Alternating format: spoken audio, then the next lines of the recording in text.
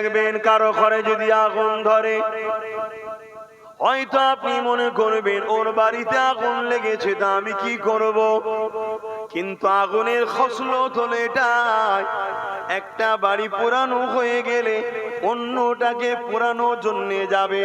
কেননা আগুন কোনোদিন তার ক্ষুধা নিবারণ হয় না, তার কাজই হলো পুড়িয়ে যাওয়া।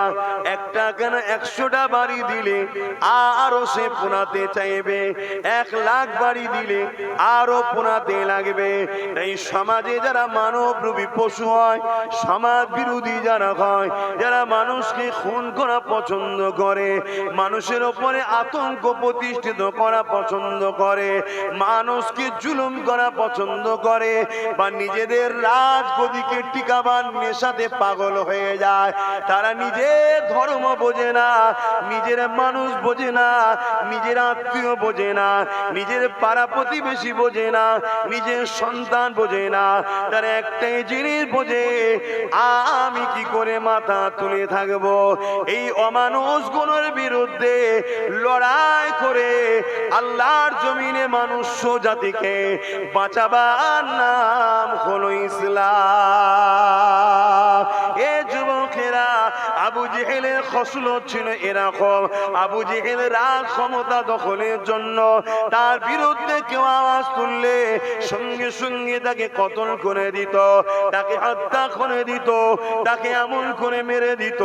এমনকি এত অত্যাচার, এত সন্ত্রাসী করত, তার দলের লোকেরা যদি নিরীহ বেটিদের উপরে জুলুম করত, এই জালিমের বিচার যদি আবু জেহেলের কাছে নিয়ে আসতো, সে তার দলের লোকেদের পক্ষে দাঁড়িয়ে ওই জালিম মজলুম বেটিদের বিরুদ্ধে আবু জেহেল আইন তৈরি করে ফয়সালা দিত।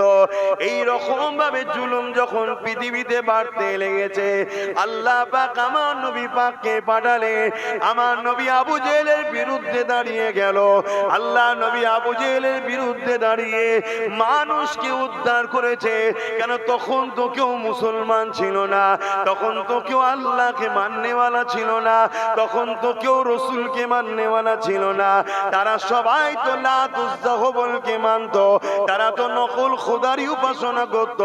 আল্লাহ নবী মানুষ জাতির জন্য কথা বলেছে, গরিবের জন্য কথা বলেছে, অসহায়ের জন্য কথা বলেছে, নারীর জন্য কথা বলেছে, এতিমের জন্য কথা বলেছে, বিধবার জন্য কথা বলেছে।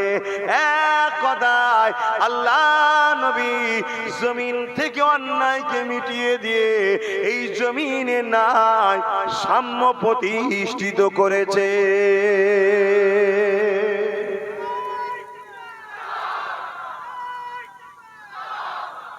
একটা কথা সমাজে শোনা যায়, ওই দেশে এত আমাদের ছিল, তারা গেল কোথায়? ওই দেশে এত আমাদের ছিল, তারা গেল কোথায়? এইটা বলে সমাজে ছড়াতে চায় যে মুসলমানরা মেরে দিয়েছে। শুনছেন তো নাকি? ব্যাপারটা ঠিক এমন নয়। ব্যাপারটা হচ্ছে ইসলামের আদর্শের কাছে যারা ভুল পথে আছে, যারা জুলুম করে, অন্যায় করে, তারা যখন ইসলামের আদর্শটাকে দেখে, প্রকৃত রসুল ও কোরআনকে দেখে, তারা দেখলো ইসলাম এত সুন্দর ব্যবস্থা, কোরআন এত সুন্দর ব্যবস্থা, এবং সৃষ্টিকর্তার বাণী হলো কোরআন, তখন তারা দলে দলে দলে দলে ইসলাম ও কোরআনের দিকে চলে যায়। জোরে বলুন সুবহানাল্লাহ। এখানে যেমন যত লোক বসে আছেন, খারাপ নেবেন না, খারাপ নেবেন না। আপনাদেরই পূর্বপুরুষদের উপরে প্রচুর অত্যাচার হতো, প্রচুর জুলুম হতো। জীব জন্তুর উপরে জানা অত্যাচার হয়, তার থেকেও জুলুম বেশি হতো। শুনছেন কি বলছেন? তখন এই ভারতবর্ষে গরিবে নওয়াজ খাজা মঈনুদ্দিন আজমিরি হুজুর ইনসাফের কথা বললেন, ইনসানিয়াতের কথা বললেন, বিভাজনকে ভেঙে দিলেন। মানুষ মানুষের পাশে দাঁড়াবে, উঁচু জাত নিচু জাত বলে কিছু নয়, সবাই মানুষ, মানুষের উপরে জুলুম বন্ধ করো, অত্যাচার বন্ধ করো। তখনই আপনাদেরই পূর্বপুরুষরা গরিবের নওয়াজের হাতে হাত দিয়ে এই শান্তি, সভ্যতা, ইনসাফ, ইনসানিয়াত, মনুষ্যত্ব, মানুষকে যে মনুষ্যত্ব কি বলে, সম্মান দেয়, সেই রাস্তাতে সব দলে দলে দলে দলে চলে এসেছে। জোরে বলুন সুবহানাল্লাহ। আরো জোরে বলে। যে ইসলামের ইনসাফের উপরে যে মানুষ ছুটছে, ইনসানিয়াতের দিকে মানুষ যাচ্ছে, এই জুলুম যারা, অত্যাচার করা যারা পছন্দ করে, যাদের খসলত হলো ক্ষমতার জোরে মানুষের প্রভু হব, ক্ষমতার জোরে মানুষগুলো আমার দাস দাসী গোলাম হয়ে থাকবে। শুনছেন তো নাকি? কোন জায়গা যদি আমার পছন্দ হয় ওটাকে আমায় নিতেই হবে, জারিও। এই যে লুট, যেমন বোম্বাইয়ে এতিমখানার উপরে বিশাল বিল্ডিং, জালিমদের দেখছেন না? দেখেন, এই যে ক্ষমতার লোক, এই ক্ষমতাকে কন্ট্রোল করার জন্য যারা এই অন্যায় অত্যাচার করে, তাদের বিরুদ্ধে যখন ইসলাম লড়াই করে, সংগ্রাম করে, তখন নিরীহ মানুষগুলো বাঁচার জন্য দলে দলে দলে দলে দলে দলে আল্লাহর দেখানো রাস্তা ইসলামের কাতার ধরে। জোরে বলুন সুবহানাল্লাহ। আপনি বলুন না, আমেরিকা, ইউরোপ, দুনিয়া কাদের হাতে রয়েছে এখন? বলুন, কারা শাসন করছে? কথা বলবেন তো, কারা শাসন করছে? ইসলামের লোক শাসন করছে, মুসলমান শাসন করছে কি? কিন্তু ইউরোপ, দুনিয়া তারা বলছে আগামী 40 থেকে 45-এর মধ্যে ইউরোপের সংখ্যাগুরু হবে ইসলাম। জোরে বলুন সুবহানাল্লাহ। কেন? তাদের শিক্ষিত ছেলেরা, শিক্ষিত মেয়েরা, তারা ইসলামকে নিয়ে রিসার্চ করছে, ইসলামকে নিয়ে গবেষণা করছে, প্রফেট মুহাম্মদ রাসূলের লাইফ দেখছে, কোরআনকে তারা রিসার্চ করছে, রিসার্চ করে তারা দেখছে কোরআন হলো মানুষের কিতাব নয়, মানুষের কথা নয়, কোরআন হলো কালামুল্লাহ, আল্লাহর বাণী, আর প্রফেট মুহাম্মদ সাল্লাল্লাহু আলাইহি ওয়াসাল্লাম হলো মনুষ্য জাতির জন্য সৃষ্টিকর্তার পক্ষ থেকে পাঠানো মেসেঞ্জার। তাই তাদের ঘরে যুবক যুবতীরা সব দলে দলে দলে দলে ইসলাম কবুল করছে। জোরে বলুন সুবহানাল্লাহ, আরো জোরে বলুন সুবহানাল্লাহ। শুনছেন তো ভাই? কিন্তু এরপরও মিডিয়াতে শুনতে হবে কি? মিডিয়ায় শুনতে হবে কি ভাই? ইসলাম বিরোধী, ইসলাম বিরুদ্ধে শুনতে হবে না? হবে না? খুব ভালো তারা শুনলেন, ইসলাম কোন মোল্লা মলি সাহেবের দলের নাম নয়, ইসলাম কালামুল্লাহ আর হাবিবুল্লাহ। মনে থাকবে, ইসলাম কালামুল্লাহ আর হাবিবুল্লাহ, আল্লাহর কথা আর নবীর কথাই ইসলাম চলে। জোরে বলুন সুবহানাল্লাহ। আমরা তো সেই ইসলামের অনুসারী, ছাত্র ঠিকভাবে হতে পেরেছি কি জানি না, অনুসারী। কথা বুঝলেন? ছাত্র ভুল করলে সিলেবাস আর শিক্ষকের ভুল দিতে গেলে হয় না। কথা বুঝে আসছে? এজন্য বাপ সত্যটাকে জানতে হবে। এই যে একটা হিংসা, এই যে একটা মানুষ ন্যায়ের দিকে চলে যাচ্ছে, আবু জেলকে ছেড়ে চলে যাচ্ছে, উতবাকে ছেড়ে চলে যাচ্ছে, সাইবাকে ছেড়ে চলে যাচ্ছে, তাই তারা চেয়েছিল ইসলামকে মিটাবো। না থাকবে ইসলাম, না থাকবে আমাদের ঘরের ছেলেগুলো চলে যাবে। আজকের দিনও পুরো পৃথিবী জুড়ে এই ষড়যন্ত্র চলছে। তার একটা চরম বড় ভয়ানক ষড়যন্ত্র হলো গায়ে জোর দেখিয়ে সংবিধান বিরোধী কালা কানুন ওয়াকফ বিলের তৈরি করেছে। শুনছেন তো নাকি? এটা সংবিধান বিরোধী আইন। এটা যেমন ইসলাম বিরোধী একটা কাজ, পাশাপাশি এটা দেশ বিরোধী, সংবিধান বিরোধী আইন। অতএব প্রত্যেকটা দেশপ্রেমিককে উচিত, প্রত্যেকটা সংবিধান প্রেমিককে উচিত এই কালা কানুনের বিরুদ্ধে বিরোধী করা। শুধু মুসলমানের বিরোধী করার দায়িত্ব নয় এটা, এটা পুরো সমাজের সংবিধান প্রিয় মানুষ, দেশ প্রিয় মানুষ সবাইকে কাঁধে কাঁধ মিলিয়ে এই কালা কানুনের বিরুদ্ধে সংগঠিত হওয়া দরকার, ঐক্যবদ্ধ হওয়া দরকার, আওয়াজ তোলা দরকার। কেননা সংবিধানের ধারার মধ্যে 28-29 এর মধ্যে রয়েছে যে ধর্মের স্বাধীনতা দেশ তাকে দিয়েছে। অতএব হিন্দু ভাই সে তার মন্দির নিয়ে, তার ধর্মীয় কিতাব, তার ধর্মগুরুকে নিয়ে সে তার চর্চা মতো থাকবে। খ্রিস্টান ভাই সে তার গির্জা নিয়ে, তার ধর্মগুরুদের নিয়ে সে তার মতো থাকবে। শিখ তার মতো, পার্শ্ব পার্শ্বর মতো, পাঞ্জাবি পাঞ্জাবির মতো, আদিবাসী আদিবাসীর মতো যে যার ধর্ম নিয়ে থাকবে। ঠিক তেমনই মুসলমান মুসলমান, ইসলামের অনুসারী, তারা তাদের কোরআন, তাদের রসুল, তাদের ধর্মীয় কালচারে থাকবে, দেশ কারো ধর্মেতে হস্তক্ষেপ করবে না। কিন্তু দুর্ভাগ্যের বিষয়, ৭৭ বছর কেটে যাওয়ার পর আমার ভারতবর্ষের আকাশে এমন একটা অপদার্থ শাসক এসেছে, যেদিন থেকে এসেছে সেদিন থেকেই দেশটা তছনছ হয়ে যাচ্ছে। দেশের জিডিপি ধ্বংস, দেশের মান সম্মান বিদেশের কাছে মাথা হ্যাট, একটার পর একটা সন্ত্রাসী হামলা। আজ থেকে ৬ বছর আগে পুলওয়ামায় আমার দেশের ৪০টার উপরে সেনাবাহিনী মরেছে। ৬ বছর হয়ে গেছে, এই অপদার্থ জালিম সরকার দেশের সেনাবাহিনীকে কে মেরেছে এর বিচার এখনো করতে পারে না। দেশবাসীর উচিত এদেরকে নামিয়ে দেওয়া, এদের বিরুদ্ধে আওয়াজ তোলা। তুই দেশের সেনাদের নিরাপত্তা দিতে পারলি না, দেশের সেনাদেরকে যারা মারলো তাদের বিচার করতে পারলি না, তুই কি করে দেশ চালাবি? তোর নেমে যাওয়া দরকার, আওয়াজ তোলা দরকার আছে না নাই? জোরে বলে আছে না নাই? শুনুন ভাই, অনেক গভীর কথা বলছি। মানুষ পরের বিচার যদিও নাচারে করে করতে পারে, পরের বিচার তবুও নাচারে চাপে পড়লে করলেও করতে পারে। কেউ কি নিজের বিচার করতে পারবে? পুলওয়ামায় বিচার নিজের করতে হবে। আমি চ্যালেঞ্জ দিয়ে বলছি, ও বিচার করলে নিজের বিচার করতে হবে। এত সহজ আমার দেশের সিস্টেম দুর্বল নয়। আমার দেশের ইন্টেলিজেন্স ডিপার্টমেন্ট, প্রশাসন ডিপার্টমেন্ট, আইবি ডিপার্টমেন্ট অনেক শক্তিশালী, অনেক শক্তিশালী। শুনছেন তো নাকি? পৃথিবীর বড় বড় দেশকে থুবনা বেঁকিয়ে দিতে পারে আমার দেশের ক্ষমতা এত। Intelligence department, IB department, CBI department, CID department, police department, সব ডিপার্টমেন্ট সক্রিয়। শুনছেন তো নাকি? কিন্তু যখন মাথা সেটিং থাকে তখন ৩০০ কেজি ৪০০ কেজি কথা বুঝে আসছে। বারুদ কি সব বলে বলেন না ভাই, RDX কি বলে না, মানে এক কথায় যে কোনো অবৈধ জিনিস সেগুলো চলে আসে।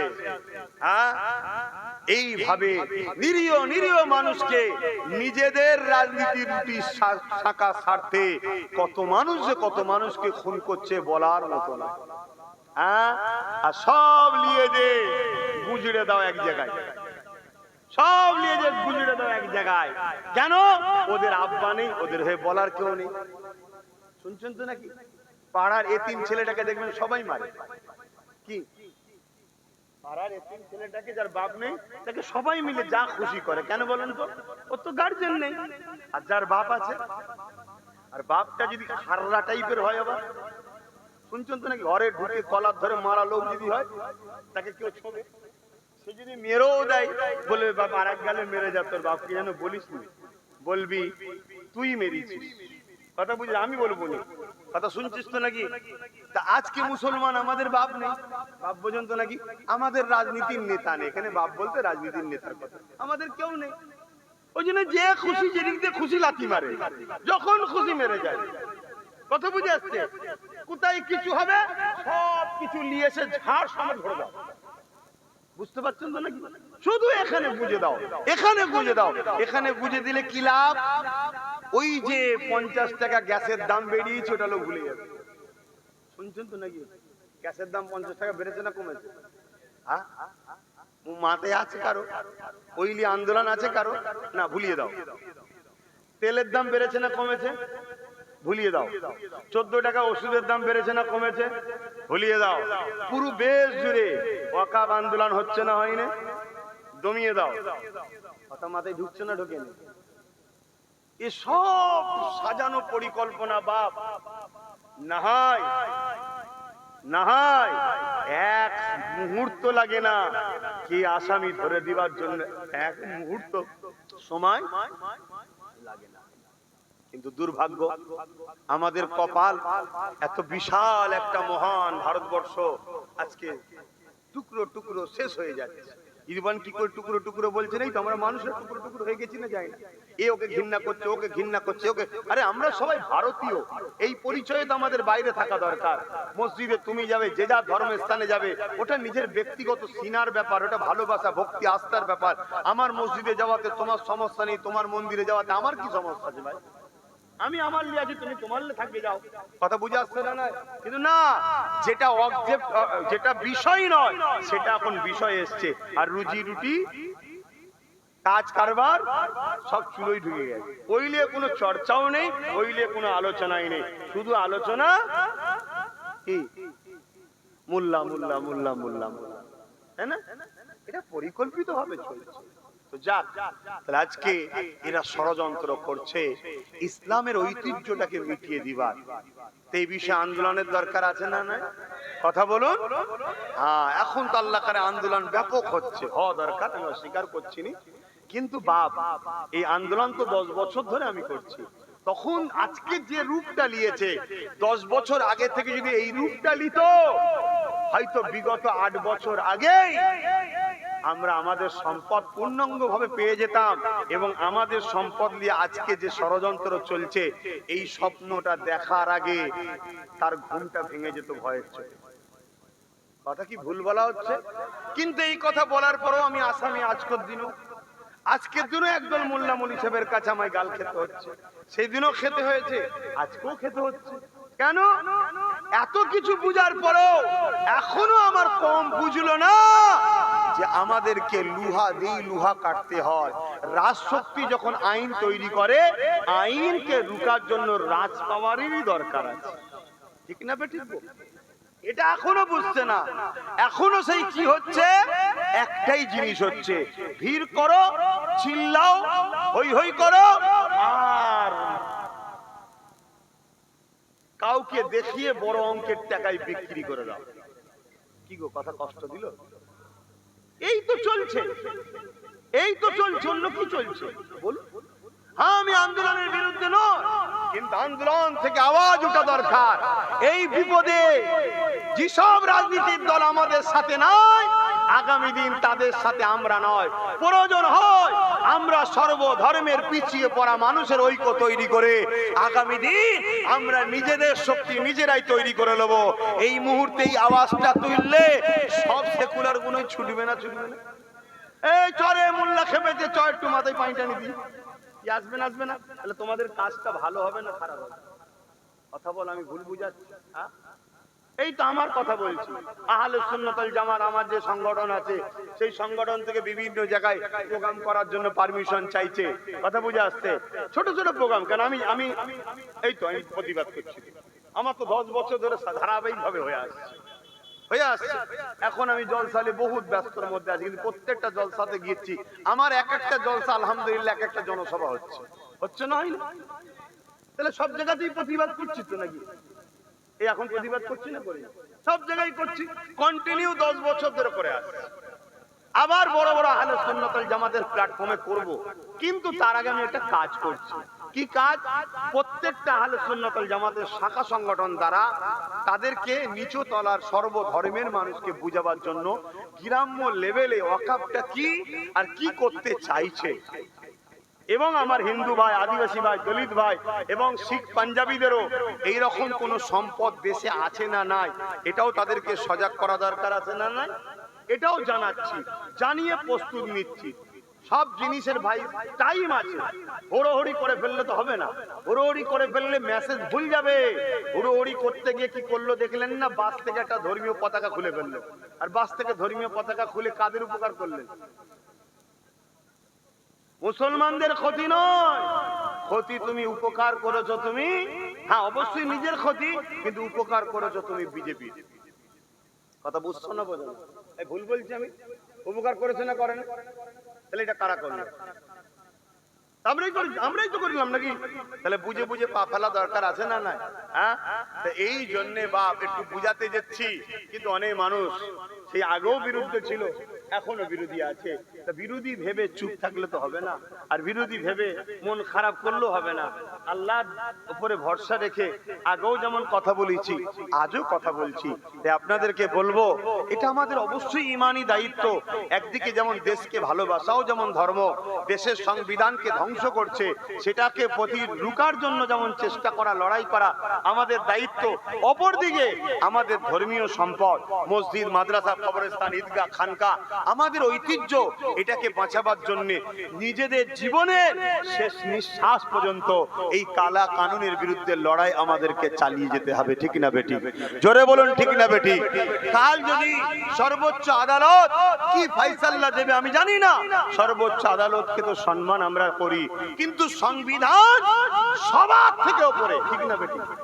সর্বোচ্চ আদালতকে আমরা সম্মান করি, সর্বোচ্চ আদালতের যিনি জাস্টিস বসে আছে তিনাকেও সম্মান করি, শ্রদ্ধা করি, কিন্তু তিনি একজন মানুষ, তাই তো নাকি? তিনি যদি সংবিধানের মধ্যে থেকে ফয়সালা করে, দেশের নাগরিক হিসাবে সংবিধানকে মান্যতা দিতেই হবে, এটাও ধর্মের শিক্ষা। কিন্তু সংবিধানকে যদি বুড়াগুল দেখিয়ে সে যেই হোক কোন যদি ফয়সালা করে, সে ফয়সালা মেনে নেওয়া কখনো দেশপ্রেমিক হিসাবে আমরা পারবো? জোরে বলুন পারবো? কখনোই সম্ভব নয়। অতএব একবার নয়, 1000 বার প্রয়োজন হলে বড় বড় জামায়াত করতে হবে, ব্রিগেডে 100 বার করতে হবে, কলিকাতার রাজপথে যেতে হবে, দিল্লি যেতে হবে, হাজারো প্রোগ্রাম করতে হবে, কিন্তু বাপ সেই প্রোগ্রাম গণতান্ত্রিক ভাবে করতে হবে, দেশের ক্ষতি করে নয়। আমাদের লড়াই কালা কানুন যে তৈরি করেছে কেন্দ্র সরকার, তার বিরুদ্ধে আমাদের লড়াই কোনো জাতি, কোনো ধর্ম, কোনো ভাষা, অন্য কোনো সম্প্রদায়ের বিরুদ্ধে আমাদের লড়াই নয়। এটা বোঝানো দরকার আছে না? না, তবেই তোমরা জ্ঞানের হব। আর না হয় কেন্দ্র সরকার তো চাইছে টক্করটা লেগে যাক, লড়াইটা ঠিক এমন হোক মুসলিম ভার্সেস অন্য ধর্মের সঙ্গে লড়াই হচ্ছে, তাহলে কেন্দ্র সরকার তো জয় জয় হয়ে যাবে, ও তো বিরাট লাভ হবে। আমাদেরকে একটু বুঝে বুঝে পা ফেলা দরকার আছে না? নাই ভাই? এজন্য প্রত্যেকটা জায়গায় আহলে সুন্নাত ওয়াল জামাত প্রোগ্রাম করছে, তার মধ্যে কিছু কিছু জায়গায় বাধা হচ্ছে। কিরকম বাধা? এই যে আপনাদের পাশে বিরাটিরা কোন এক জায়গা থেকে খবর পেলাম, সেখানে আহলে সুন্নাত ওয়াল জামাতের শাখা কমিটি প্রতিবাদ সভা একটা করছে, মিছিল নয় প্রতিবাদ সভা, মাঠে বসবে, লোক বুঝাবে অকাবটা কি, এতদিন কি হালে ছিল, আর দেশ কিভাবে কি বলে আজকে কেন্দ্র সরকার কি করতে চাইছে, আর এর সমাধান কিভাবে করা যাবে, এগুলো বুঝাবে। তার জন্য বাধা দিয়েছে। কি বাধা? বলেছে আব্বাস সিদ্দিকীর যে নামটা আছে, নামটাকে তুলে দাও, তাহলে প্রোগ্রাম করতে দেবো। ওই এলাকার রাজ্য সরকারের যে দায়িত্ব আছে সে বলছে। শুনছেন? দ্বিতীয় নম্বর আমজাগাতে, সেখানেও প্রোগ্রামে বাধা হলো। সেখানে কি বললো প্রশাসন? ডাইরেক্ট এসে বলছে যে না, এই প্রোগ্রাম করা যাবে না। কেন? নিশ্চয়ই আপনারা শুনেছেন দিল্লি যে করতে বলেছে, দিল্লি যে করুন, এখানে করা যাবে না। শুনছেন না? শোনেন না? সবাই তো আব্বাস সিদ্দিকী নয়, সবাই তো নওশাদ সিদ্দিকী নয়। তোর পারমিশনের ধার ধরি নাকি আমি? দেশটা কি তোর একা নাকি? দেশটা তো আমারও। তোর পারমিশন দিবি কি না দিবি সেটা পরের বিষয়। দেশ সংবিধান রাইট দিয়েছে, তুমি তোমার কথা বলতে পারবে, তবে হ্যাঁ কোনো হিংসা করে নয়, সমাজের ক্ষতি করে নয়, দেশের সম্পদের ক্ষতি করে নয়। তাহলে আমি এক জায়গায় মাইক লাগাবো, লোক এসে বসবে, আমি তাকে বুঝাবো ওয়াকফটা কি, ওয়াকফের বিরুদ্ধে কি ষড়যন্ত্র হচ্ছে এবং একে বাঁচানো কিভাবে সম্ভব।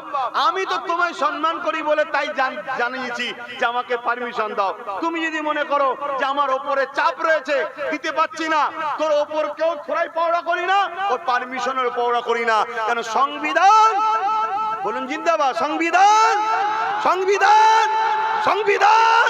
অতএব কারো ভাব ধরবে না। সংবিধানের পক্ষে যখন হবে তখন তুমি আগিয়ে যাও। তাতে যদি তোমার সামনে প্রতিরোধ কেউ আসে, ওই প্রতিরোধের সঙ্গে যুদ্ধ হয়ে যায়, সংবিধানের স্বার্থে যুদ্ধ করতে প্রস্তুত। আমি রাজি আছি, তোমরা রাজি আছো? হাত তুলে বলো রাজি আছো, হাত তুলে বলো রাজি আছো। আজকে প্রকাশ্য মিডিয়াতে বলা হচ্ছে সংবিধানের এই অংশটা বাদ দেওয়া দরকার, এই পার্টটা বাদ দেওয়া দরকার, এটা বাদ দিয়ে। যারা সংবিধানের বিরুদ্ধে প্রকাশ্য বলছে তাদেরকে বন্দী করা হচ্ছে, এই অ্যারেস্ট করা হচ্ছে। তাহলে আজ দেশটা সংবিধান প্রেমিকদের হাতে আছে না সংবিধানের বিরোধীদের হাতে? বুঝতে হবে। তাহলে দেশকে বাঁচাতে হবে না? হবে না? কথা বলো। ইসলাম দেশকে বাঁচাবার নাম না দেশকে মিটাবার নাম? তাই ইসলামী মেম্বারের দেশের কথা বলি। কারো অসুবিধা হচ্ছে?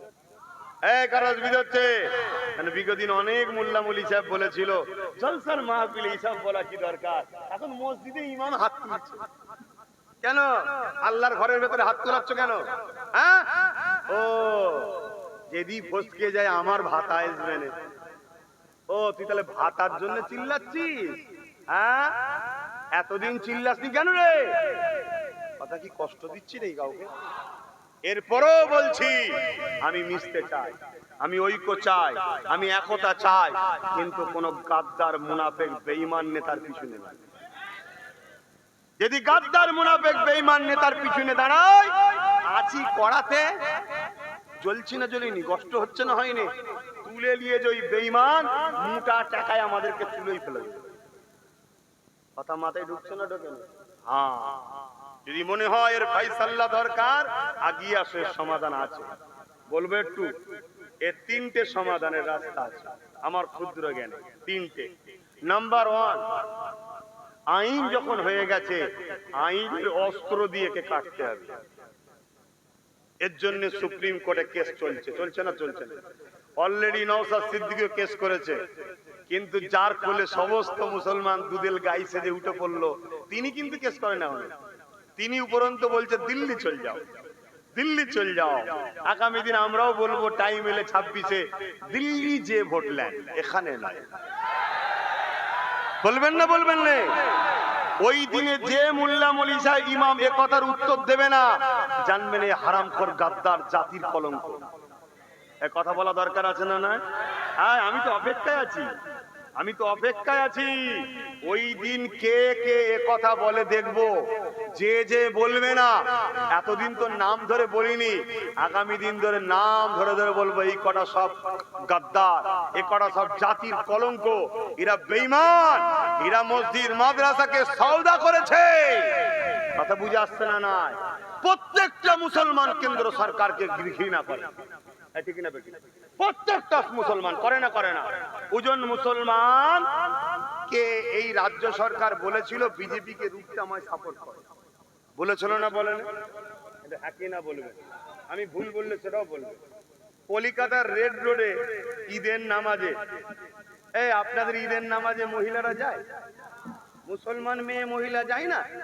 মুসলমান তার ঈদের নামাজে যেতে পারে না, অমুসলিম কলকাতার ঈদের নামাজে চলে যাচ্ছে সর্বোচ্চ মাথায় বসে। এটা ইসলামের পক্ষে হচ্ছে না বিরুদ্ধে? এটা হালাল কাজ না হারাম কাজ? এই হারামের বিরুদ্ধে মোল্লা মৌলভী সাহেবরা চুপ কেন? কথা মাথায় ঢুকছে না? ঢোকে না? তাহলে একটু বুঝে বুঝে নেতা ধরা দরকার আছে না? নাই তো এই জায়গাতে তারপরও ধরে নিলাম, যাক, সে অমুসলিম মানুষ, সে হয়তো জানে না মোল্লা মৌলভী সাহেবদের দোষটা বেশি, ঠিক না বেটি? তাহলে যারা ওখানে নেতৃত্ব দেয় মুসলমান, তাদেরই দোষ, ঠিক? তো সেই মোল্লা মৌলভী সাহেবদের সামনে রাজ্য সরকার কি বলল? পুরো দেশে তোমরা বিপদে পড়ে গেলে আমি তোমাদের সাথে আছি। কি বললো? পুরো দেশে, মানে আবেগে বলেছে না আমাদেরকে মূর্খ মনে করে? জানি না, শুনছেন তো নাকি? বলেছে ছাড়ো, দেশ ছাড়ো। আজকে এই যে এত বড় একটা আইন হলো, এই বিষয়ে আপনি আমাদের পাশে না দাঁড়িয়ে দিল্লি চলে যাও, এটা বলা কি আপনারা কি খুশি মেনে এটাকে নিতে পেরেছেন? এতে কি আপনারা খুশি? কোন মুসলমান এই কথাতে খুশি হতে পারবে? এই কথা সাফাই কোন মুসলমান দিতে পারবে? এই কথা সাফাই যে দিতে যাবে, জানতে হবে ও দালাল, ও দালাল, ও গাদ্দার, ও রাজ্য সরকারের পাঁচাটা গোলাম। কথা শুনছেন না? শুনেন, অন্যায় অন্যায়। যদি তোমার পছন্দ হয় তুমি এতটুকু বলতে পারো, আর দিদি বলবে না আম্মা বলবে আমি জানি না, যাক যেটা বলতে হয় বলে বলো যে আপনি এটা ভুল বলে ফেলেছেন, এটা আপনি ভুল বলে ফেলেছেন। আপনি একটা বাইরে বলে দেন যে আমি মূলত এটা আমার মিস্টেক হয়েছে, আমি ক্ষমা চাইছি। কথা বুঝে আসছে না? নাই, মানুষের ভুল হতে পারে, ক্ষমা চাইলে আমরা তার প্রতি উত্তর দেওয়া আর উচিত আমাদের হবে না? কথা ঠিক না বেটি? যদি ক্ষমা না চায়, এ কথা আগামী দিন কার কার মুখ থেকে প্রতিরোধ বেরোয় আমাদেরও দেখার দরকার আছে না? নাই, একটু আমার কথায় একমত তো নাকি?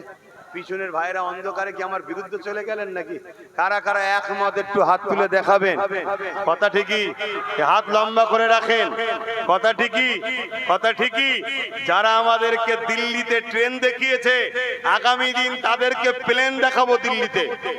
রাজি আছেন না? নয়, বিশাল লড়াই হবে, বিশাল লড়াই হবে। আমি পুরো প্রস্তুত, আপনারা প্রস্তুত আছেন তো নাকি?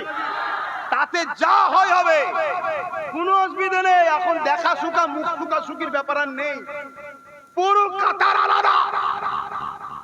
এখানে আমার মসজিদ মাদ্রাসা কবরের ব্যাপার, এখানে আমার ধর্মের অস্তিত্বের ব্যাপার, পাশাপাশি এখানে আমার দেশের সর্বোচ্চ মাথা সংবিধানের ব্যাপার, দুটো দিক দিয়ে সম্পূর্ণ পাওয়ারফুলের ব্যাপার।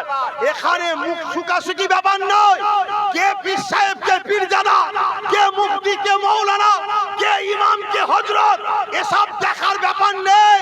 এখানে যারা এদের দালালি করবে আগামী দিন তাদের বিরুদ্ধে প্রকাশ্য সংগ্রাম হবে, ঠিক না বেঠে?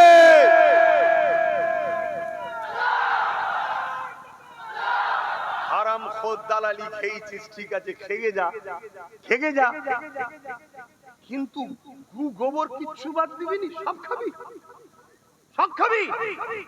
এখানে ধর্মের অস্তিত্বের ব্যাপার।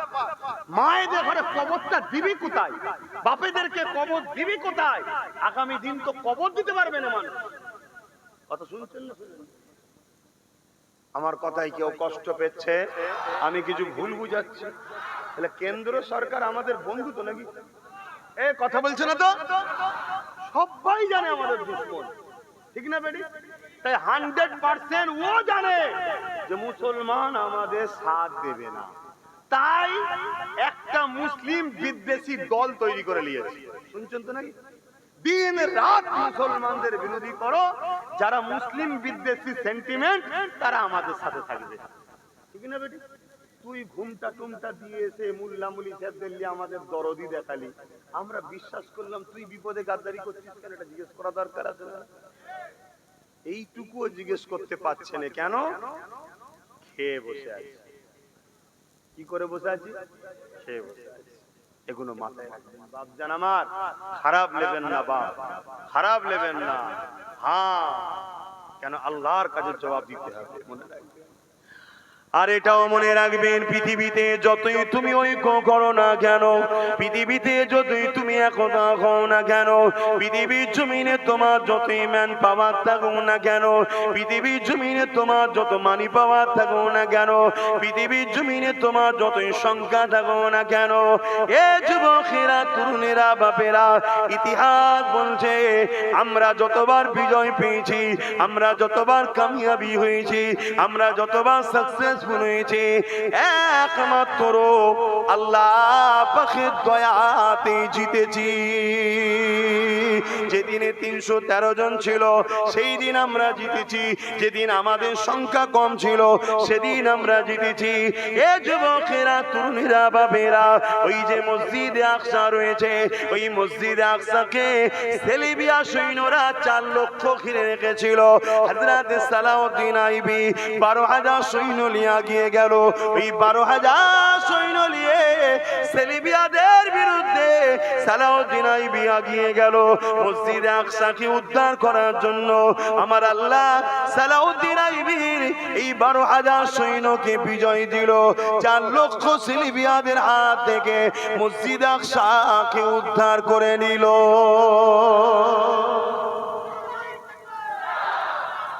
কেন উদ্ধার হলো?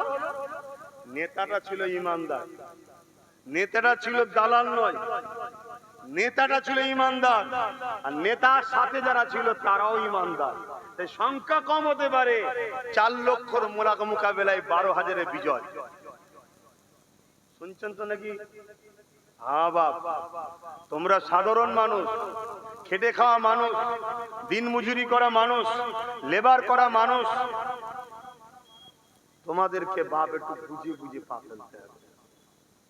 আল্লাহ নবী বলেছেন আখরি জামানায় 2 ধরনের উলামা হবে, খায়রুল উলামা, শাররুল উলামা। ভালো উলামা, খারাপ উলামা। ভালো উলামা কারা? যারা দ্বীনের স্বার্থে কথা বলবে। কোনো যদি কারোর সঙ্গে আপোষ করতে হয় দ্বীনের স্বার্থে, কারোর সঙ্গে লড়াই করতে হয় দ্বীনের স্বার্থে, যা কিছু করবা দ্বীন মানে কি আগে বললাম তো, ইনসাফ, ইনসানিয়াত, ন্যায়, সত্য, গরিবদের ভালোবাসা, এতিম, এই সবগুলো নিয়ে হলো দ্বীন। জোরে বলুন সুবহানাল্লাহ। আর শাররুল উলামা কারা? যারা তাগুতি শক্তির দলদাস হয়ে দালালি করবে। যেমন হতভাগা আকবর, নাম শুনেছেন?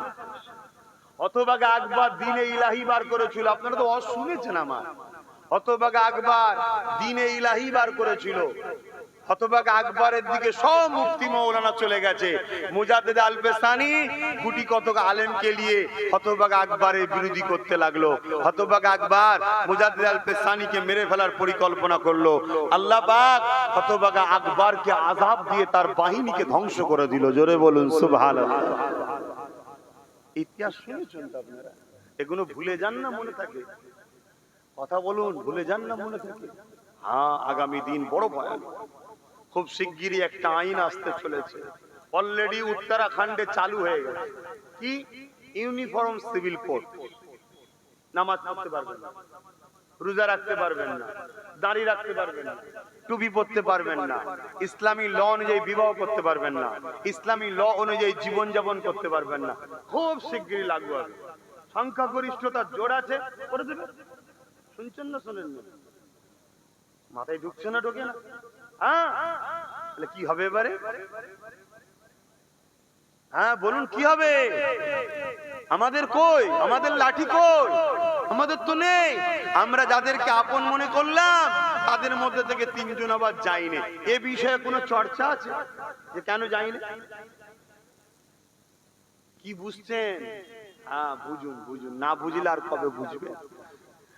বাপেরা, নজওয়ান তরুণেরা, এ নবী পাকের প্রেমিকেরা, যদি আপনারা ইসলামের ইতিহাসে মুনাফিক শব্দটা ভুলে যান তাহলে আপনারা ক্ষতিগ্রস্ত অবশ্যই হবেন। কারণ নবী আমার জানিয়ে দিয়েছে, আমার উম্মতিদেরকে প্রকাশ্য দুশমনরা মিটাতে পারবে না। প্রকাশ্য দুশমনের সংখ্যা যতই হোক না কেন, আমার উম্মতিদেরকে মিটাতে পারবে না। আমার উম্মতিদেরকে মুনাফিকরা মিটিয়ে না দেয়। আল্লাহ নবী আশঙ্কা করেছে মুনাফিক। এই মুনাফিক কাকে বলে একটু মন দিয়ে শোনে। এ যুবকেরা, তরুণীরা, বাপেরা, আল্লাহ নবীর হাতে হাত দিয়ে দিল হযরত আবু বকর সিদ্দিক। আল্লাহ নবীর হাতে হাত দিল এমন করে আব্দুল্লাহ ইবনে উবাই। আল্লাহ নবীর হাতে হাত দিয়ে নবী পাকের পিছনে ইক্তেদা করে আবু বকর সিদ্দিক নামাজ পড়ে, আব্দুল্লাহ ইবনে উবাইও নামাজ পড়ে। আবু বকর সিদ্দিক রোজা রাখে, আব্দুল্লাহ ইবনে উবাই রোজা রাখে। আমার নবী ওয়াজ করে, কোরআন বলে, আব্দুল্লাহ ইবনে উবাইও শোনে, আবু বকর সিদ্দিকও শোনে। আমার নবীর সঙ্গে হজে গেছে আব্দুল্লাহ ইবনে উবাই, আবু বকর সিদ্দিকও গেছে। আমার নবীর সঙ্গে গরিব অসহায়দের হয়ে, মজলুমদের হয়ে, জালিমদের বিরুদ্ধে লড়াই করতে হযরত আবু বকর সিদ্দিক নবীর সাথে গেছে, আব্দুল্লাহ ইবনে উবাইও গেছে।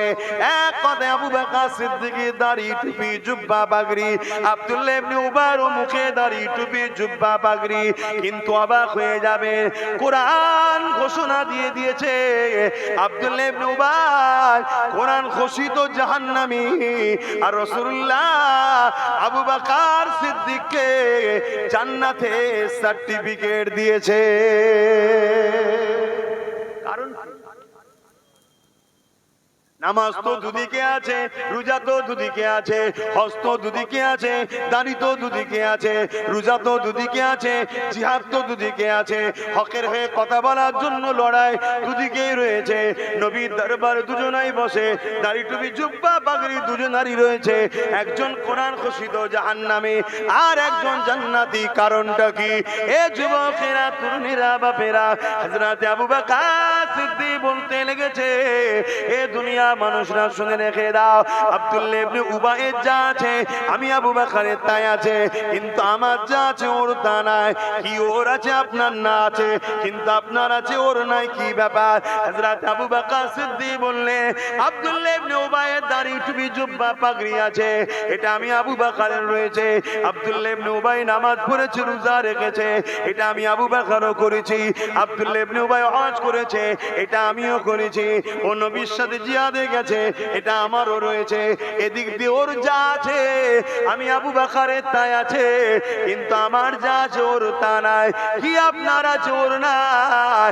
ওই সময় আবু বকর সিদ্দিক বললেন, আমার দিলেতে নবীর প্রেম ও আদব আছে, এটা আব্দুল্লাহ ইবনে উবাইয়ের নাই।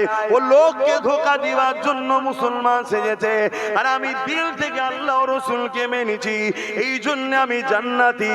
ওর সব টাকার পরও জাহান্নামী। এ যুবকেরা, তরুণীরা, বাপেরা, নবীর দরবারে যদি মুনাফিক থাকতে পারে, আমাদের সঙ্গে মুনাফিক আছে না নাই? সেদিন যদি নবাবিতে মুনাফিক থাকতে পারে, আজকে আমাদের মসজিদে মুনাফিক থাকতে পারে না? পারে না। সেদিন যদি দাড়িওয়ালা টুপিওয়ালার ভেতরে তাগুতি শক্তি ইহুদি খ্রিস্টানের সঙ্গে হাত মিলিয়ে নবী সাহাবাদের দুশমনি যদি করতে পারে, আজকে দিনও এই অত্যাচারী শাসকদের সঙ্গে হাত মিলিয়ে আমাদের ক্ষতি করতে পারে না? পারে না। তার ছোট্ট নমুনা বলে দিয়ে যায়, বেঈমানের দালালি করে ইমানদার কুরাইশ বংশের ছেলের বিরোধী করলি তোরা। করেছো না? করেনি? আজকে নওশাদ একা, ওর সাথে আরো 40টা থাকতো, 40টা কেস বাড়তো না কমতো? তাহলে কেসের পাল্লা ভারী হতো না কমতো? এগুলো তো মাথায় ঢুকানো দরকার।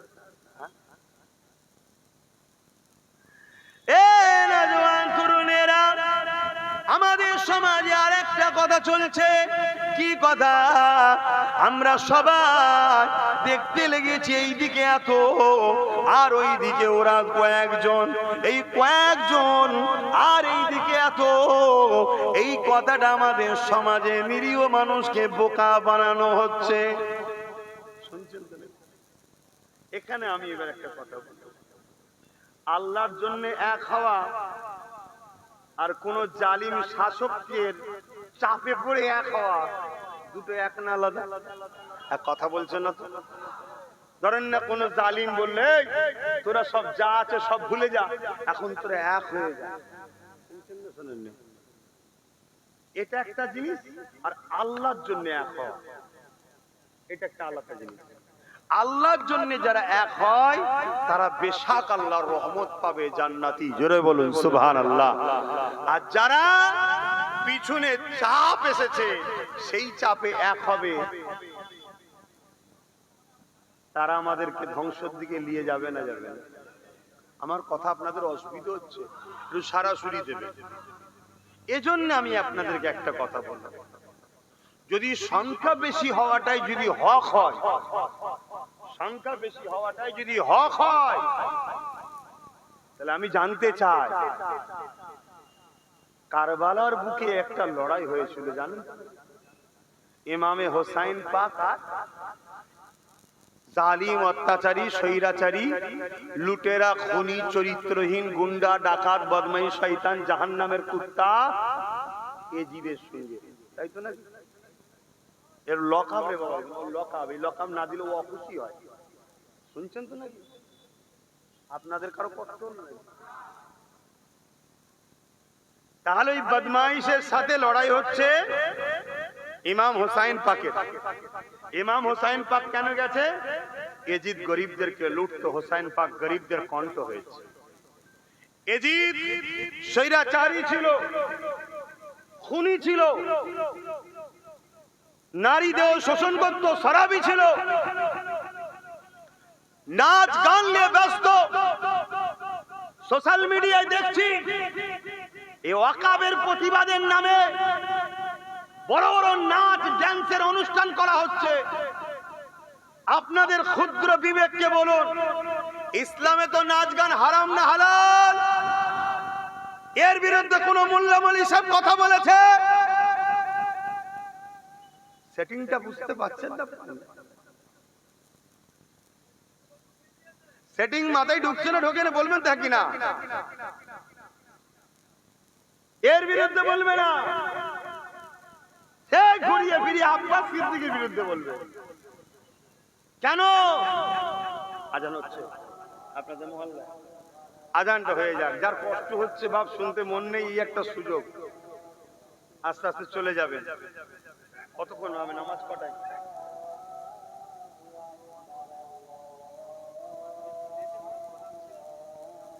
আচ্ছা, আমি দোয়া করার পর ঠিক আছে, আমি এক্ষুনি করে দিচ্ছি।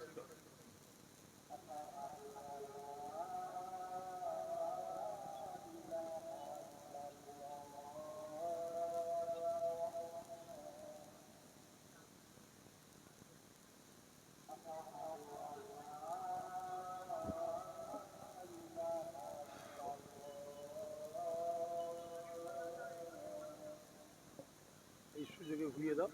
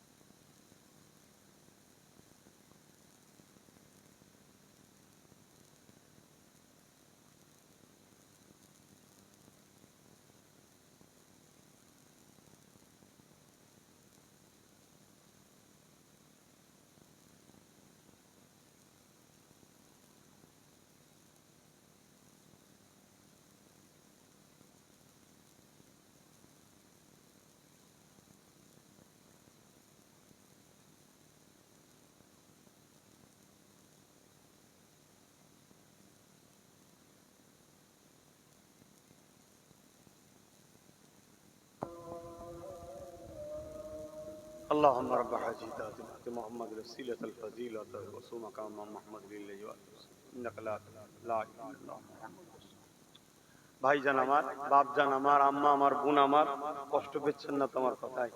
আজান হয়ে গেছে, আমি শুধু এই কথাটা বলে দোয়া করব। তাহলে আজকে গান বাজনা ফাংশন এরপরও যদি কেউ করে, কখন করে ভাই? দুঃখে না আনন্দে? এটা সবাই বলবে। আনন্দ হলে, খুশি হলে করে, তাই তো নাকি? তা এ শয়তান গুলো খুশি, এ শয়তান গুলো মূলত আনন্দেই আছে, কিন্তু ডাইরেক্ট আনন্দ প্রকাশ করতে পারছে না। কেন? কেন? দুদল গাইদের 33% ভোটটা দরকার। শুনছেন তো নাকি?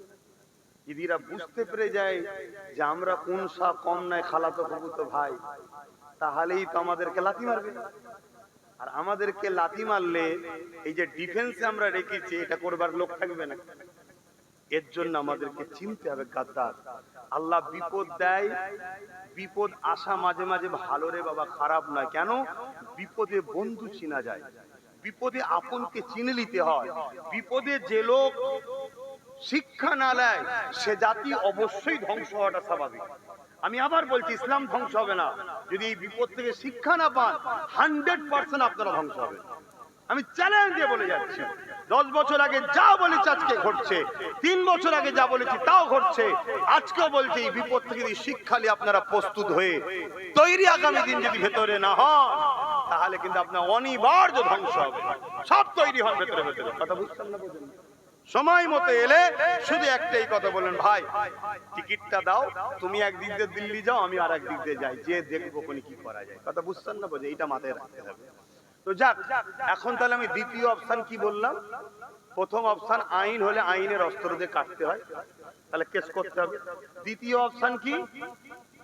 যে শক্তি দ্বারা তারা আইন তৈরি করেছে, সংখ্যাগরিষ্ঠতা, যত সেকুলার আছে মাইন্ডের লোক বলে, কিসের সেকুলার তাই বুঝি না, তারপরও তর্কের খাতিরে ধরে নিলাম, সেকুলার মাইন্ডের লোকেদের ঘরে নিয়ে নিজেদের ঘরে পার্টনারে শক্তি তৈরি করতে হবে।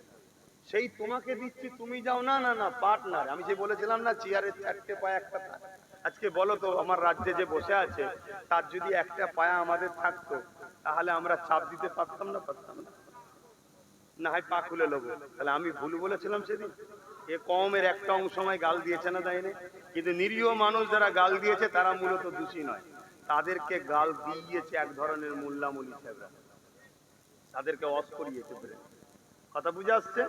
তাহলে দ্বিতীয় নম্বর অপশন হচ্ছে, যে শক্তি দ্বারা তারা এই বিলটা করেছে, ওই শক্তি তৈরি করে আবার নতুন করে আইন করে নিতে হবে। যেমন ও আইন করছে নতুন করে, আমাদেরও আইন করে নিতে হবে। সেটা সংবিধানের যে ধারা, সেই ধারাতে ফিরে আসা হবে। কথা মাথায় ঢুকছে? 3 নম্বর অপশন হলো কি? আন্দোলন বাড়াতে হবে। কি? আন্দোলন বাড়াতে হবে, ব্যাপক আন্দোলন করতে হবে, লক্ষ লক্ষ লোক, কোটি কোটি লোক বেরোতে হবে। কিন্তু সেই আন্দোলন দেশের সম্পদ ক্ষতি করে নয়, সংবিধান বিরোধী নয়, কোন অন্য ধর্মের মানুষের সঙ্গে লড়াই নয়। সর্বধর্মের মানুষকে সাথে লাও, নিয়ে মানুষকে বুঝাও যে এটা গণতন্ত্র, সংবিধান, এবং তোমাদেরই তো ভাই আমরা, আমাদের বিরুদ্ধে একটা কাজ হচ্ছে। যেমন সংবিধান বিরোধী, তেমন আমাদের বিরোধী। 2023-এ আদিবাসীদের সম্পদ নিয়েছে, 2025-এ আমাদের, 2026-এ আমার হিন্দু ভাই তোমাদের যে দৌবত্ব লেবেনের কি মানে আছে, এই বোঝানো দরকার আছে না? না, এইভাবে আমাদেরকে সংগঠিত হতে হবে। বিশাল বিশাল বড় বড় সব আন্দোলন তৈরি করতে হবে। কথা বুঝে আসছে না? আর একদিন করে হাঁপিয়ে গেলে হবে না, কন্টিনিউ, যেমন কৃষক বন্ধুরা করেছে। শুনছেন তো নাকি? কৃষক বন্ধুরা যেমন আন্দোলন করেছে, ওই আন্দোলন করতে হবে। কিন্তু কৃষক বন্ধুদের মধ্যে আন্দোলন করতে গেলে তারপরও সেই একটা জিনিসই লাগবে, সেটা হলো কি? রাজ শক্তিকে সাপোর্ট লাগবে। কেন? কৃষকদের পিছনে পাঞ্জাব সরকারের সাথ ছিল। শুনছেন তো নাকি? পাঞ্জাব সরকার কৃষকদের খেতে দিয়েছিল, থাকতে দিয়েছিল, গাড়ি দিয়েছিল, তেল দিয়েছিল, তাদের আন্দোলনের সব খরচ দিয়েছিল। হাতটাকে তাদেরকে মারা গেলে 2 লক্ষ, 3 লক্ষ, 4 লক্ষ, 5 লক্ষ করে টাকাও দিয়েছিল। যত সেকুলার দল আছে, যেখানে কংগ্রেস জিতে আছে, যেখানে বাম জিতে আছে, আমার রাজ্যে টিএমসি রয়েছে, এদের সবাইকে সাথ দেওয়া দরকার আছে না? না, আর যদি না বিপদে সাথ দেয় তো কিসের বন্ধুইরা? কথা বলো, কিসের বন্ধু? যদি বিপদে দুশ্মন বন্ধু পার্থক্য না করতে পারো, আগামী দিন আরো বড় বিপদে হবে। হয়তো আমার এই কথাগুলো শুনে আমার কমেরই হয়তো আজকের দিনেও কিছু ছেলে আমায় ভুল বুঝতে পারে, সমালোচনা করতে পারে। তাদের জন্য আমার একটাই কথা, আল্লাহ তোর বিচার করবে, আল্লাহ তোর বিচার করবে। কিন্তু যারা বুঝতে পারছেন তাদেরকে আমার একটাই কথা, আন্দোলন বাড়িয়ে যান। প্রত্যেকটা আন্দোলনকে আমি সাপোর্ট করছি। আমার নামে অনেক মিথ্যা প্রচার করা হচ্ছে, শুনছেন না শোনেন না? একটা নিজের মুখের বাইট দেখাতে পারবেন না, কথা বুঝে আসছে? আমার নামে অনেক মিথ্যা প্রচার করা হচ্ছে। এবারে কে কোথায় যাবে কে কোথায় যাবে না, ওটা ব্যক্তি স্বাধীনতা আছে না? কিন্তু সাপোর্ট করছি আমি, প্রত্যেকটা আন্দোলনকে সাপোর্ট করছি। শুধু দুটো আন্দোলনকে আমি সাপোর্ট করি না। একটা আন্দোলন, যে আন্দোলন দেশের ক্ষতি ও দেশের সম্পদকে ক্ষতি করছে, সংবিধান বিরোধী, সেই আন্দোলনকে আমি সাপোর্ট করি না। করা উচিত হবে, কেন? দেশের কি দোষ আছে? দেশ আমাদের, মানুষ আমাদের সবার, সেই দেশের সম্পদকে ক্ষতি করবে কেন?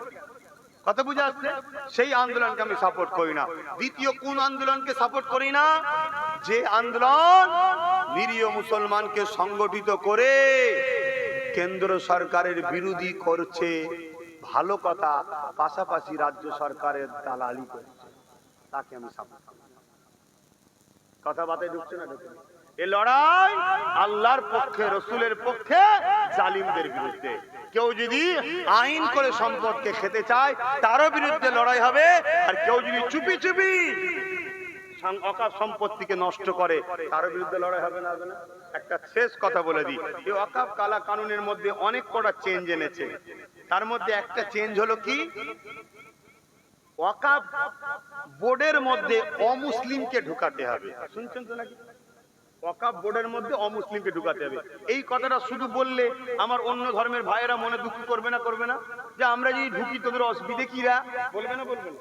তাহলে ডিভাইড তৈরি হবে না? হবে না? তাহলে আমাদেরকে বোঝাতে হবে যে আমার অমুসলিম ভাই, হিন্দু ভাই, খ্রিস্টান ভাই, পাঞ্জাবি ভাই, আদিবাসী ভাই, তোমাদেরও যে সম্পদ আছে, যেমন জল জঙ্গল, দেবত্ব সম্পত্তি হিন্দু ভাইদের, টেম্পল মন্দিরের নামে সম্পদ আছে, কি বলে কেদারনাথ মন্দির, তিরুপতি মন্দির, তারপরে কি উড়িষ্যা মন্দিরের সব সম্পদ আছে।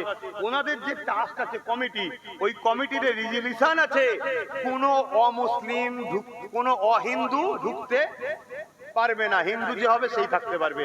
তাহলে ভাই, আপনাদের তো আইন আছে যে আপনার ধর্মের জিনিস আপনারা করবেন, আমরা সাপোর্ট করছি, আপনি ঠিকই আইন করেছেন, কারণ আপনার ধর্মের বিষয়ে মুসলমান যদি ঢোকে এটা তো ঠিক হবে না। আপনার তেমন মুসলমানদের ওয়াকাফ মসজিদ মাদ্রাসা, এটা মুসলমানদের ধর্মের জিনিস, আর না আমরা আপনাকে বুঝাতে পারবো। ঠিক না বেঠিক? ঠিক না বেঠিক? অতএব আপনার যেমন ধর্মের জিনিস আপনারা থাকবেন, আপনারা আইন করেছেন, ঠিক আমাদেরও ওয়াকাফে এরকমই আইন আছে যে শুধুমাত্র মুসলমান থাকবে। এতে সমস্যা কিসে? হিন্দুদের সম্পদে শুধু হিন্দু থাকবে, খ্রিস্টানদের সম্পদে শুধু খ্রিস্টান থাকবে, মুসলমানদের সম্পদে শুধু মুসলমান থাকবে। এটা তো দীর্ঘদিন হয়ে আসছে। তাহলে আপনাদেরটা থাকবে আর আমারটাতে ডিস্টার্ব হচ্ছে, এটা কি আপনি মেনে নেন? আশা করছি আমার অমুসলিম ভাইরা যারা সম্প্রীতি প্রেমিক মানুষ তারা বলবে না এটা ভুল হচ্ছে, এটা বুঝাতে হবে তো। ঠিক না বেটি? এই আইনটা কেন্দ্র সরকার করছে, আরো অনেক কটা, তার মধ্যেই একটা। কিন্তু আপনারা জানেন 2025-এ আইন তৈরি করছে কেন্দ্র সরকার, আর 2024-এ অলরেডি পশ্চিমবাংলার ওয়াকাফ কমিটির মধ্যে দুজন অমুসলিমকে রাজ্য সরকার ঢুকিয়ে দিয়েছে। এই জানেন আপনারা? তাহলে বলুন, এই যে যে বলছেন সেটাও হয়তো আমার বক্তব্য শুনে বলছেন। এই প্রতিবাদ কারো মুখ থেকে শুনেছেন? কেন করেন না? কেন্দ্র সরকারও যেমন অমুসলিমকে ঢুকাচ্ছে, প্রতিবাদ করছেন, এও তো অমুসলিম ঢুকিয়ে দিয়েছে চুপচুপি, এইটার প্রতিবাদ করবেন না কেন? এই কথাটা কি বলা আমার ভুল হচ্ছে? এই কথাটাকে আমার কমকে বলা ভুল হচ্ছে? তাই প্রত্যেকটা আলেম ওলামা, ইমাম, পীর, মাশায়েখ, আমি সবার সাথে মিশতে চাই, কিন্তু প্রতিবাদটা যেন নিরপেক্ষ হয়।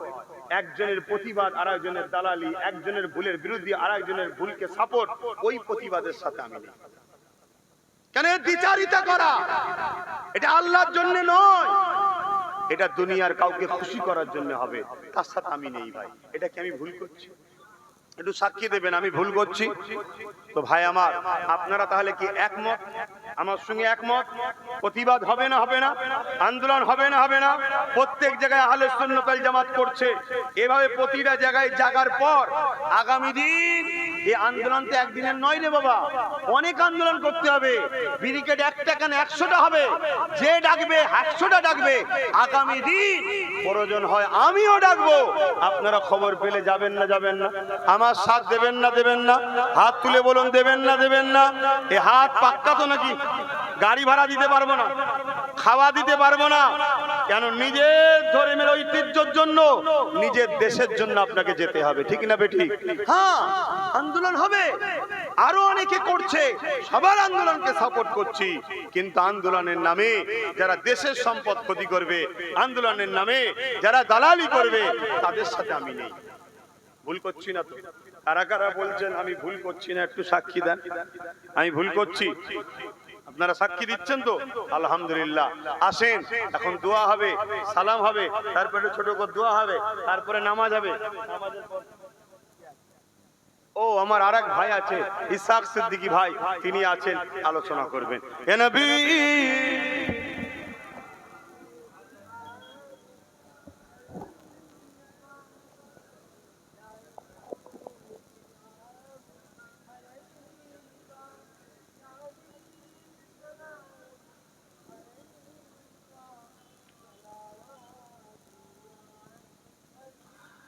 طلع البدر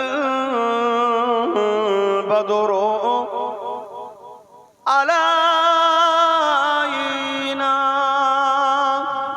من شنيات الوداع وجب الشكر علينا ما دعا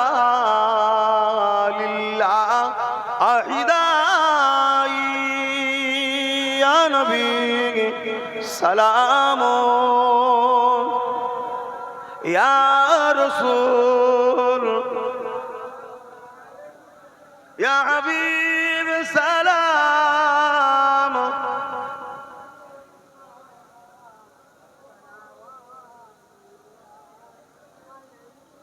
يا نبي مدينة সব কিছুই পারেন দেখিতে,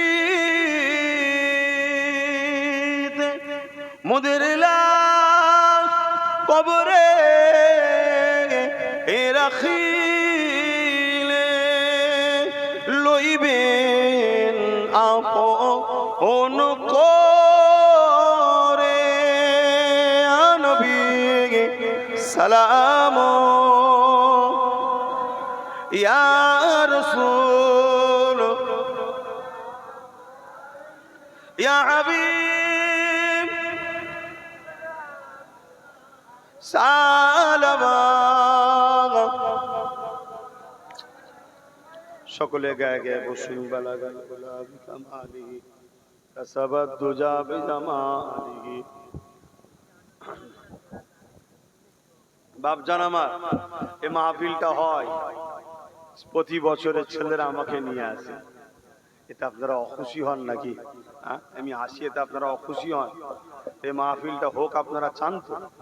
ছেলেরা যাচ্ছে, যার যা খুশি একটু শরীক হন, একটু পকেটে হাত দেন, যার যা খুশি একটু দেন, আর দরুদ শরীফ সূরা ফাতিহা ইখলাস শরীফ একবার একবার করে পড়েন, কারণ আখরি দোয়া আমার ভাই করবে। তাবারুক আছে নাকি? তাবারুক আছে, আমার ভাই আখরি দোয়া করবে, একটু দেন দরুদ শরীফ। আল্লাহুম্মা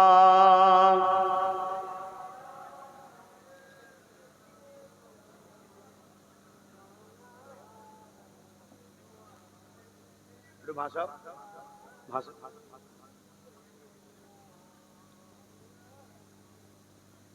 আল্লাহুম্মা সাল্লি আলা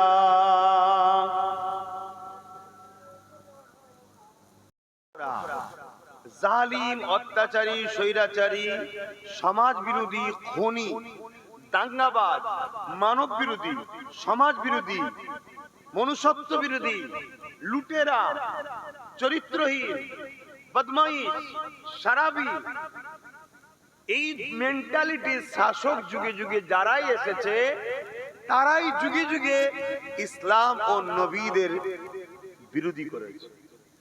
শুনছেন তো ভাই? কেন? ইসলাম ইনসাফের নাম, ওরা ইনসাফকে মিটাতে চায়।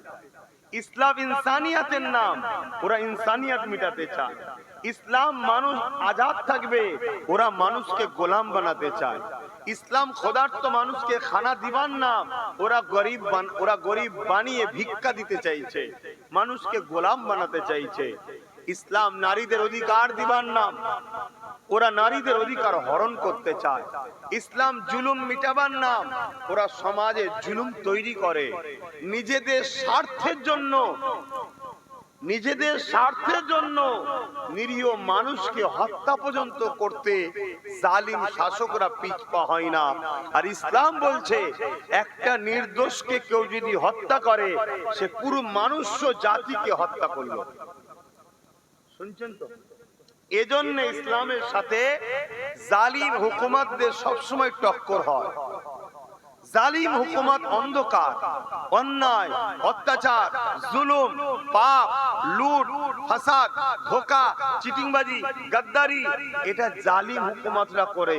আর ইসলাম এগুলো মিটাবার নাম। জোরে বলুন সুবহানাল্লাহ। দ্বিতীয় ইসলামের চরম বিরোধী কারা করেছে?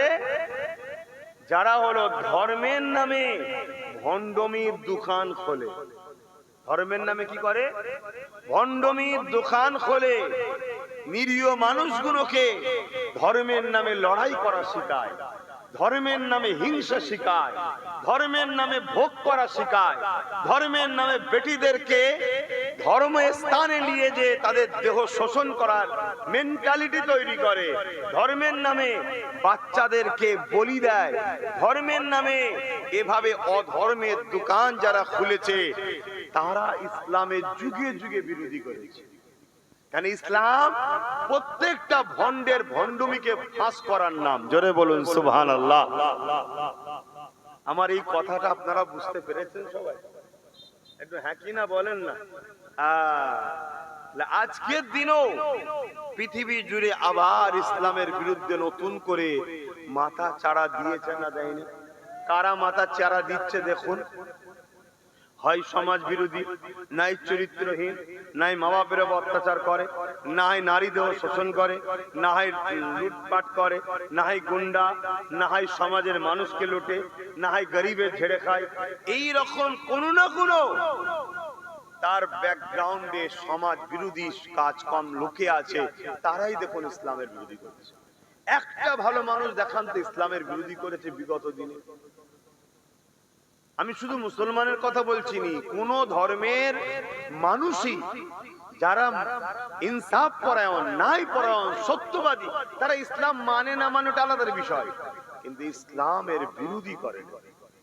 শুনছেন তো নাকি? যুগে যুগে। আর মনে রাখবেন এখানে একটা পয়েন্ট, এই বিরোধী ফেরাউন করেছে। ফেরাউন কেমন ছিল আপনারা জানেন? নমরুদ করেছে, কেমন ছিল জানেন? সাদ্দাত করেছে, আবু জেহেল করেছে, উদবা করেছে, হিটলার করেছে, আরে বুশ করেছে, চিঙ্গিস খান করেছে, হালাকু খান করেছে, হতভাগ আকবর করেছে। যুগে যুগে যারা ইসলামের বিরোধী করেছে তাদের ক্যারেক্টার গুলো দেখুন, ইতিহাসটা দেখুন। তবে এরা যতই বড় শক্তিশালী হোক, যতই বড় প্রভাবশালী হোক, ক্ষমতাশালী হোক, ম্যান পাওয়ার, মানি পাওয়ার, মাসুল পাওয়ার যাই থাকুক, এরা কিন্তু ততদিন প্রকাশ্য বিরোধী করেনি যতদিন না মুনাফিক মুসলমানরা এদের সাথ দিয়েছে। কথা কোনো কি বুঝবেন? বা কথা কোনো বুঝবেন? আমি যদি আমার রাসূলুল্লাহর পিরিয়ডটাই দেখি, মুখ ভর্তি দাড়ি, মাথায় টুপি, নবীর পিছনে ইক্তেদা করে নামাজ পড়ে, রোজা রাখে, হজ করে। রাসূল হজ করে বসে শোনে, পাগড়ি পরে, টুপি পরে, জুব্বা পরে। নাম তার আব্দুল্লাহ ইবনে উবাই। ভেতরে ভেতরে মুনাফিকদের সঙ্গে হাত মিলালো, মুনাফিকদেরকে সহযোগিতা করলো। তখন জালিমরা কিন্তু মাথা তুললো। কথা বুঝে আসছে তো? আজকের দিনও পুরো বিশ্ব জুড়ে, সে প্যালেস্তাইনের মসজিদে আকসা হোক, আমেরিকা হোক, ফ্রান্স হোক, ব্রিটেন হোক, জাপান হোক, ব্রাজিল হোক, অস্ট্রেলিয়া হোক, যেখানেই বলেন হাতটাকে দুঃখ লাগছে বলতে আমার ভারতবর্ষও হোক, নতুন করে যে ইসলাম বিদ্বেষী একটা মনোভাব, ইসলামকে খতম করার যে একটা চিন্তা ভাবনা, ইসলামকে মিটিয়ে নেবার জন্য যে একটা মাথা চাড়া দেওয়া, এটা কিন্তু 100 বছর ধরে এরা পরিকল্পনা করছে। কিন্তু আজকে মাথা চাড়া দিয়েছে কেন? আজকে এরা ইসলামের নেবাসে মুসলিম সুরাতে একটা বড় অংশ মুনাফিকদের ঘরে এরা এদের গোলাম বানাতে পেরেছে। কথা মাথায় ঢুকছে তো নাকি? তাই আজকে এরা মাথা তুলেছে। কেন? যুগে যুগে যারা ইসলামের বিরোধী করেছে, করার আগে এবং পরেও তারা জানে যে ইসলামকে মিটানো সম্ভব নয়। কেন? ইসলাম সত্যের নাম, ইসলাম ইনসাফের নাম, ইসলাম গরিবের অধিকার দিবার নাম, ইসলাম ক্ষুধার্ত মানুষকে খানা খাওয়াবার নাম, ইসলাম আতঙ্কবাদকে মিটাবার নাম, ইসলাম জঙ্গিবাদকে মিটাবার নাম, ইসলাম সন্ত্রাসবাদকে মিটাবার নাম। কিন্তু এরা দেখছে মিটাবো কি করে? তাই মুসলিম সুরাতে, মুসলিম নামে ইসলামকে মিটাবার জন্য এরা ইসলামের নামে আতঙ্কবাদ দল পর্যন্ত খুলেছে। শুনছেন তো? আর এই কর্মকাণ্ডে সব থেকে প্রথম সারিতে যে নাম লিখিয়ে আগিয়ে এসেছে তার নাম হলো আমেরিকা। আপনারা গুগলে সার্চ করে দেখতে পারেন, হিলারি ক্লিনটন আল কায়দা। এই যে আল কায়দা বলে যে দলটা, এটা আমেরিকার তৈরি করা। কেন? ভিয়েতনামের সঙ্গে যুদ্ধ করার পর আমেরিকা হাঁপিয়ে গিয়েছিল, তাদের সৈন্যরা বড় দুর্বল। ঠিক এমন সময় রাশিয়ার সঙ্গে লড়াইয়ের প্রয়োজন হয়। তাই এই আমেরিকা কোটি কোটি ডলার টাকা খরচ করে পিছিয়ে পড়া গরিব, অসহায়, দুর্বল মানুষগুলোকে ব্রেন ওয়াশ করেছে। তাদেরকে অর্থ দিয়ে নিজেদের ফায়দা লিবার জন্য তারা রাশিয়ার উপরে হামলা করিয়ে এই আল কায়দা নামক দলটা তৈরি করে। আমি বলছি না, তারা বলছে, তাদের রিপোর্ট আপনাকে শোনাচ্ছি। যখন কাজ মিটে যায়, রাশিয়া টুকরো টুকরো হয়ে যায়, রাশিয়াকে শেষ করে দেয়, মানে ক্ষতি করে দেয়, তখন আমেরিকা কি করে? এদের কাছ থেকে হাতটা তুলে নেয়। আমি তোমাকে লালন পালন করলাম, নিজের কাজ মিটাবার পরে হাত যদি তুলে নিই, আমার উপরে রাগ তোমাদের থাকবে না? থাকবে না? একটু আওয়াজ দাও।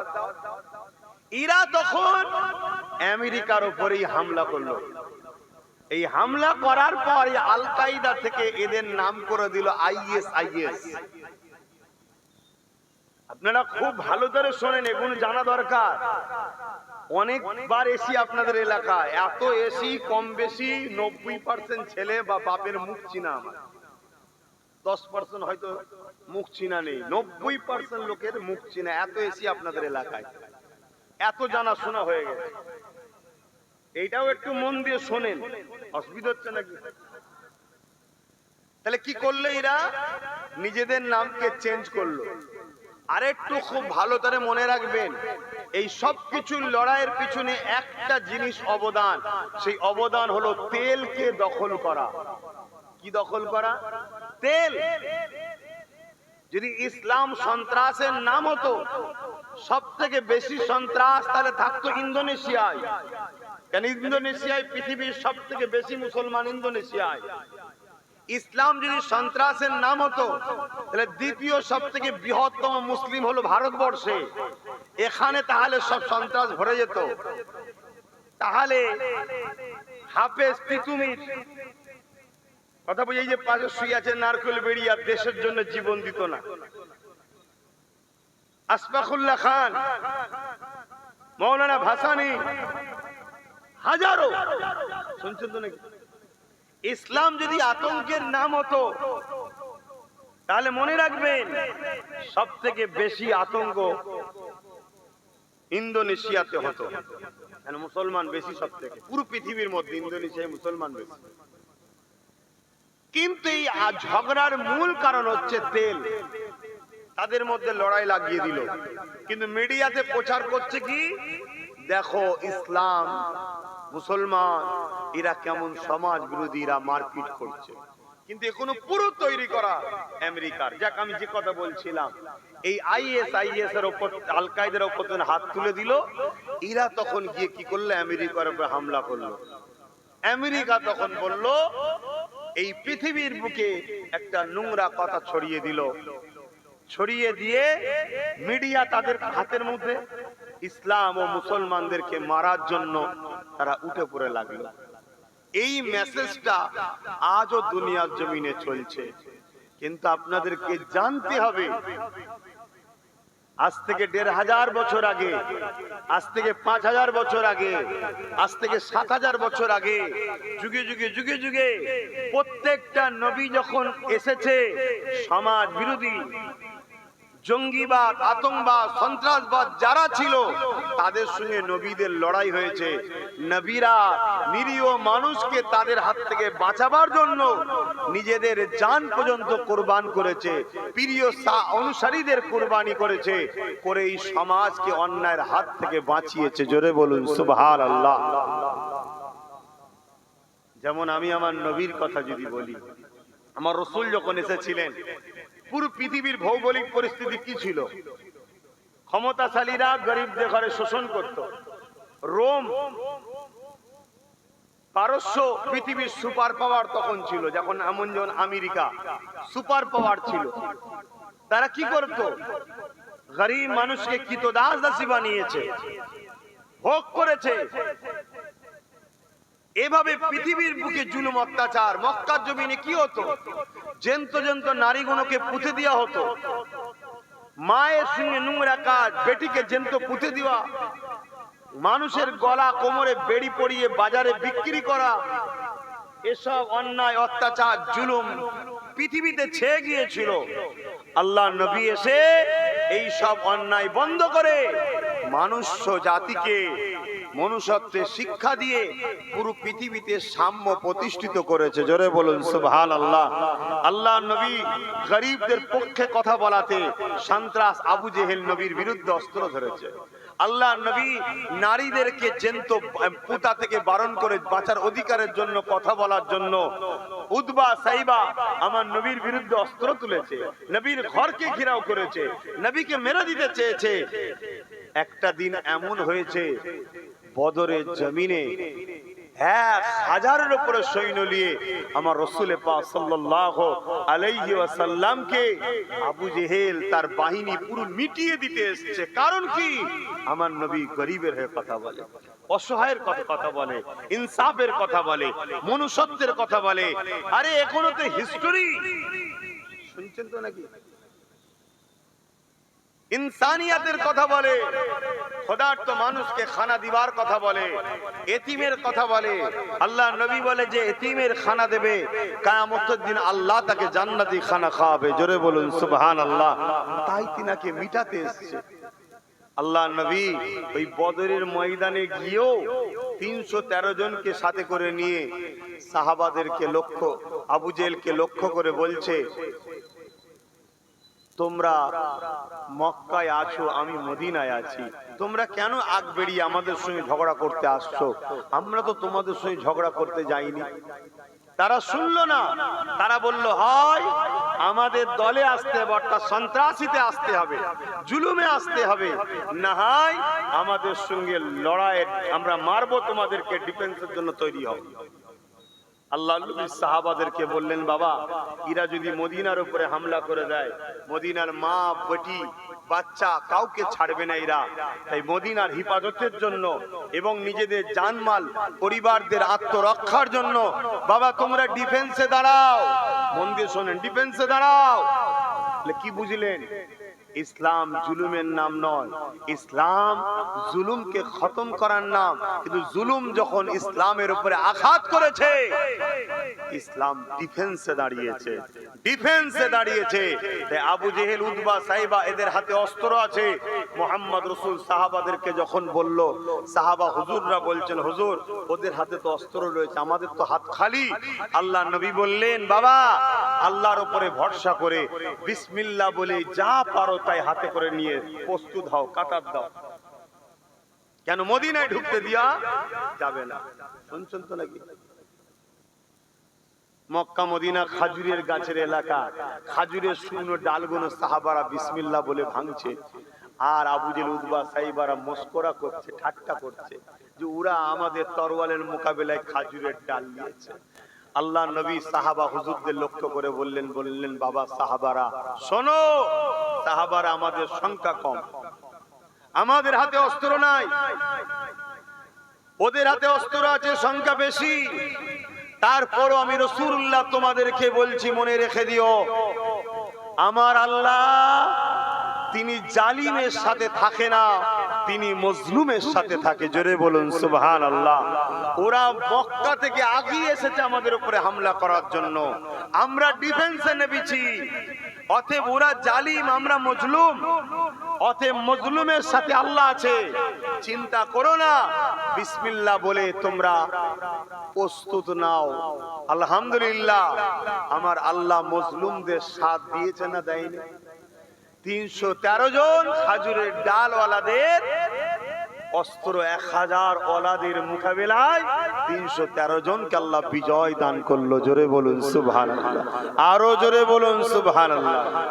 পৃথিবীর ইতিহাসে এরকম প্রচুর প্রমাণ আছে, বারবার সন্ত্রাসরা ইসলামের উপরে আঘাত করেছে, জালিমরা আঘাত করেছে।